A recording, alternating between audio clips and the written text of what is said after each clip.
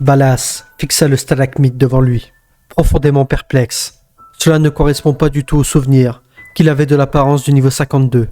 Il jeta un coup d'œil à Conrad, qui se contenta d'hausser les épaules et de faire un pas de plus. Depuis que Balance l'avait conduit au niveau, l'atmosphère était plutôt gênante. Confetti radical est le premier à rompre le silence. Où est l'école? Elle devrait être au prochain virage. Idiot de Conrad. Peut-être on devrait vérifier la base de données? Je suppose, Répondit Conrad, qui naviguait déjà vers la bonne page, à l'aide de son Party Watch. J'adore cet endroit pour l'instant, c'est... Ballas commença, avant d'être interrompu par un bruit sourd. Sa montgolfière tomba au sol, après avoir heurté la pointe d'une stalactite. Cela n'a absolument rien d'une école. À quelle fête as-tu assisté? Conrad claqua, accompagné d'une question rhétorique. C'était une expression courante dans leur espèce. J'aurais juré que c'était une école. Peu importe. On fait mieux de se tirer d'ici. Ça dit qu'on doit trouver un tunnel étroit pour ça. Ça a l'air chiant. Eh bien, qu'est-ce qu'il y a d'autre à faire? Lorsque des bruits de pas se firent entendre quelques minutes plus tard, ce fut comme si l'univers lui-même donnait une réponse. Les deux partygoers se cachèrent derrière un rocher, observant attentivement une silhouette qui s'avançait sur le bord de la falaise au-dessus d'eux, avant de se retirer dans l'ombre. Lorsque le temps fut écoulé, les chamailleries respirent, comme si elles n'avaient jamais cessé. Des faux, nous avons trouvé un humain. Alors nous pouvons organiser une fête. Tu es un clown? Nous sommes des partygoers. Nous capturons des humains et les convertissons en nos semblables. Oui, bien sûr, mais après ça, on va organiser une fête.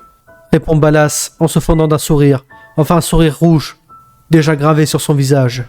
Mais tout de même, Conrad, qui aimait faire la fête autant que n'importe quel partygoer, n'y voyait pas d'objection. Cependant, il était préoccupé par des questions pratiques. Comment allons-nous l'attraper? Je suppose que l'humain n'est peut-être pas un homme. Oui, c'est un garçon. Ce n'est pas ce que je voulais dire.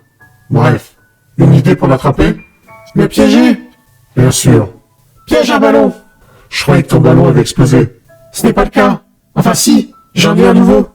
Hurla Ballas en pointant le plafond. Conrad n'y vit rien.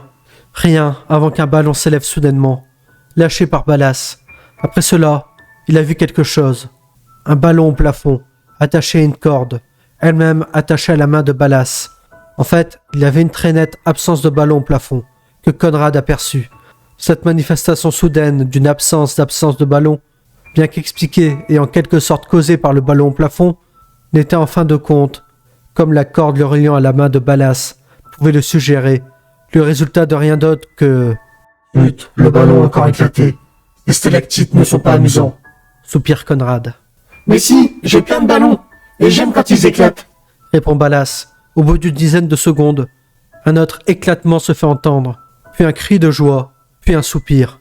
C'était un miracle que les deux avaient réussi à attraper leur cible, et à lui tendre un piège, non pas parce que leur cible était loin ou difficile à trouver. Après tout, les pas mouillés indiquaient qu'ils s'étaient aventurés, dans la même impasse que les deux avaient exploré à fond, il y a une heure. Non, c'était un miracle simplement parce que les poursuivants se trouvaient être Ballas et Conrad. Mais les deux étaient là, debout derrière un rocher. Oh, et maintenant assis derrière le rocher. Et maintenant en train de se chamailler derrière le rocher. Conrad, il n'y a pas de quoi rire. Où peut-il être? Sur Terre? Certainement pas. Nous sommes dans les backrooms. C'est un idiom. Merde. C'est un idiot. Bien sûr, mais à ce stade, il pourrait tout aussi bien être sur Terre. Je vais aller le voir si je peux le voir. Ballas et Conrad jugent ingénieux le piège qu'ils ont mis en place. Une corde était attachée en travers de la grotte. En essayant d'avancer, la victime trébuche sur la corde et tombe.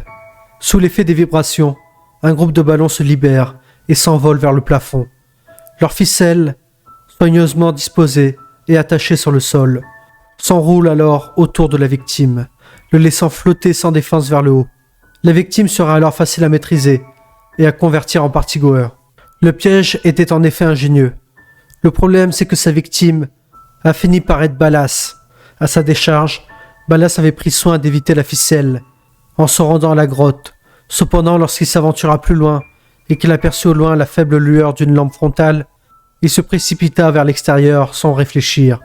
Alors qu'il n'ait eu le temps de réaliser ce qui s'était passé, il flottait dans un filet près du plafond, presque totalement hors d'état de nuire. Comment pouvait-il alerter Conrad? À ce stade, Conrad commençait à se méfier. Lorsqu'il entendait un bruit sec, il comprit que quelque chose s'était égaré. Conrad se précipita dans la grotte pour constater que le piège avait complètement disparu, ainsi que Ballas. Ce qui ne manquait pas, c'était la cible du piège, qui se tenait simplement là, à fixer un rocher, une pioche à la main, et semblait ne pas avoir remarqué Conrad. Conrad comprit que sa chance était venue. Il se faufila prudemment vers l'arrière, prêt à attaquer et à convertir le vagabond imprudent. Une fois à bonne distance, Conrad bondit enfin vers sa cible. Son saut écourté. À ce moment précis, Ballas tomba du plafond, atterrissant directement sur lui. Les deux hommes roulèrent vers l'intérieur de la grotte, loin de la silhouette solitaire qui regardait toujours le mur sans rien comprendre. Soudain, ils se retrouvèrent en l'air. Après avoir roulé du haut d'une falaise, bien que la chute ait été plutôt courte, l'eau a tout de même été utile.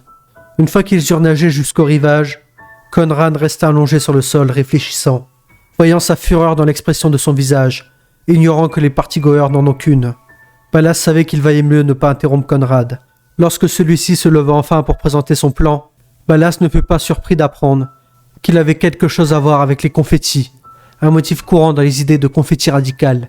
Cependant, comme c'était plus fonctionnel que tout ce à quoi Ballas pouvait penser, il accepta à contre-cœur.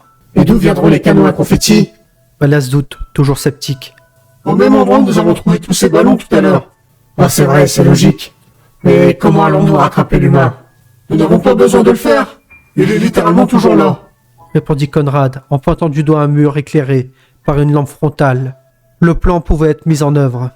Conrad et Ballas restèrent immobiles, cachés derrière un rocher. D'un moment à l'autre, le compagnon de pioche allait passer devant eux. Ils le savaient car les autres chemins étaient tous des cul-de-sac, que ce soit par la nature ou parce qu'il les avait bloqués avec des ficelles.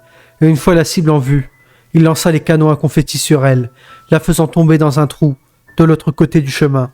Le plan se déroule à merveille, du moins jusqu'à ce que Conrad jette un coup d'œil au canon de Ballas. Tu le tires dans le mauvais sens. Retourne-le, Ballas. Ah, je me suis trompé. Remarqua Ballas, le fit tourner le canon à l'envers. Pas comme ça, tu le tires par le mauvais bout. Ah, je comprends pas. Tourne-le plutôt comme ça. Dit Conrad en changeant le bout par lequel il tenait son canon. Ballas fit de même, corrigeant l'erreur. Soudain une lampe frontale apparut, et son propriétaire passa devant eux. Conrad, le plus rapide des deux, fit immédiatement feu avec son canon, mais oublia cruellement de le remettre dans le bon sens.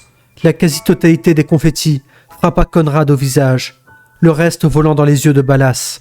Ballas, temporairement aveuglé, tira son canon en direction du rocher derrière lequel il se cachait.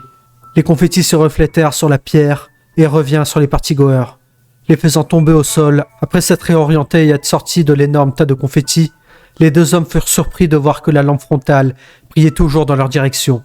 Il était clair que les bruits des canons les avaient repérés. Les deux hommes regardèrent prudemment autour du rocher et découvrirent que leur cible se tenait juste là, face à eux. Plutôt, Feisling à eux. Joli main. Ballas et Conrad.